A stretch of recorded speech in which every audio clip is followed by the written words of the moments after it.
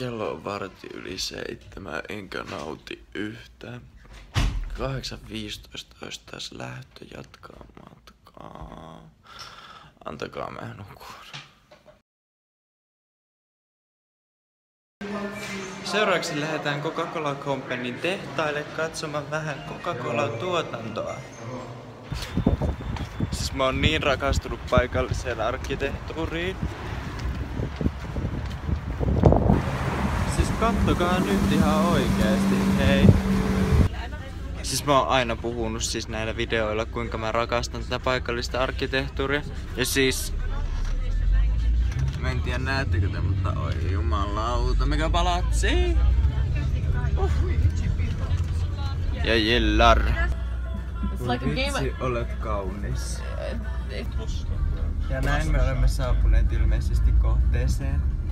Enempi haluaa Art Museum kuin Arthur Museum. Mä oon vierailija Coca-Cola-tehtaalla.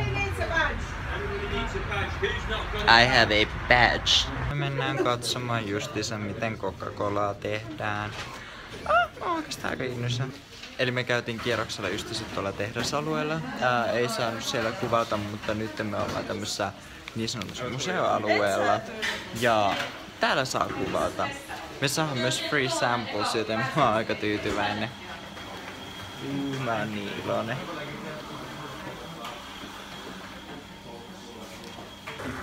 Me kuultiin tosi kiinnostava presentation tuosta Evolution of Coke Bottles. Ja mun mielestä toi oli oikeesti kiinnostava. Tuolta lähti jo ensimmäinen ja tuolta lähti jo on niin oikeastaan se tämänhetkinen pullon muoto. Mikä on mun mielestä ihan kiinnostava tieto. Mun mielestä on myös tosi kiinnostavaa katsella, että miltä näyttää esimerkiksi eri maissa ja eri kausina Coca-Cola-pullot ja tölkit. Ja tuossa on enemmän sitä Evolution of the Contour Bottle Set, mikä oli mun mielestä oikeasti kiinnostavaa siinä presentationissa. Ja siis onhan nää kauniita. Ja niitä mä ihmettelin, täällä on semmonen leather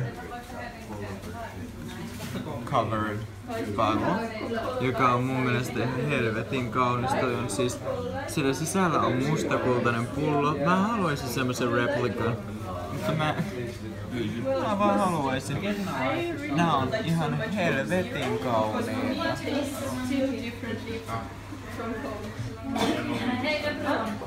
Tää on muuten Sochin olympialaisten Olympia Torch. Tuossa on Prince Hatch's Affair. Tässä on kaikki mitä me saatiin. Kokista sai juoda niin paljon kuin halus ja täällä on oikeastaan kaikkia näitä Coca-Cola beverages. Ja sitten tämmönen, onko tää niinku joku pencil case I think. Tää on oikeastaan tosi kaunis. Tää on metallia tää kestää. Oi, täällä on hauskaa. Nautin tästä kokemuksesta paljon. Raketa, 45 to 1 hour travel time. Me tultiin syömään tyttöporukalla. Minäkin kuulun tyttöporukkaan. Semmoisen ravintolan kuin Watch, jos mä oon oikein ymmärtänyt.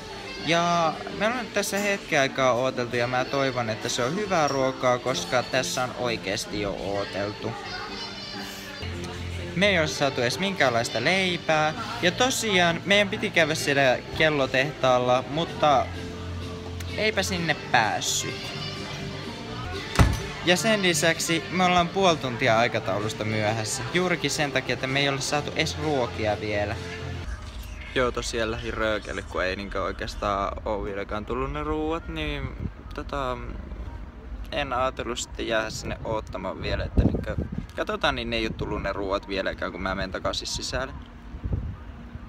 Mun mielestä on jotenkin tosi huvittavaa, että nuo kaikki näyttää aina noissa kuvissa niin iloiselta, mutta kun menee sinne kauppaan itsessään, niin ne on monesti aika kyrpintyneen näköisiä. Ei tosin siis kaikki, mutta aika monesti on nähnyt, että en halua leimata kaikkia, että on täällä mukaviakin ihmisiä ja moni tulee auttamaan ja on tosi ystävällinen, mutta sitten niin suurin osa näistä on semmosia, että ihan oikeasti ne ei osaa englantia, ja jos et puhu venäjää, niin ne on ihan kyrpiä sulle. No niin, eli nyt ollaan lähdössä tuonne tuonne hostellille, koska me ei päästy tuonne kellotehtaalle ja meillä olisi ollut seuraavaksi joku toinen paikka, missä me olisi pitänyt käydä, mutta me ei sinnekään ehditä enää tuon ruokapaikan jälkeen takia. Nyt me ollaan sitten seuraavaksi hostellin jälkeen menossa käymään sirkuksessa. Ja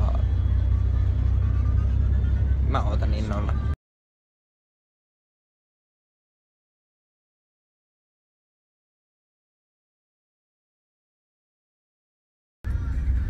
Siis mitä vittuu? Täällä on Prisma.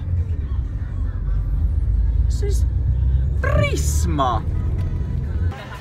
Ja matkamme kohti sirkusta alkaa. Woo! Mun mielestä on huvittava, että moni ihminen niin silleen dislikeaa tosi paljon semmoista isojen kaupunkien trafiikkia, mutta mun mielestä se on jotenkin nautinnollista istua trafiikissa. Mä itse asiassa oikeasti tykkään, että on paljon ruuhkaa. No niin, eli nyt saavuttiin sirkukseen ja mä oon tällä hetkellä venäläinen, koska siis niin, sai halvemmalla liput. Vitun pihi-elämä!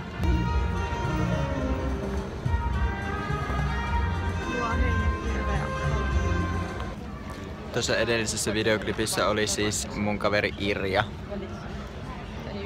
Mun bae.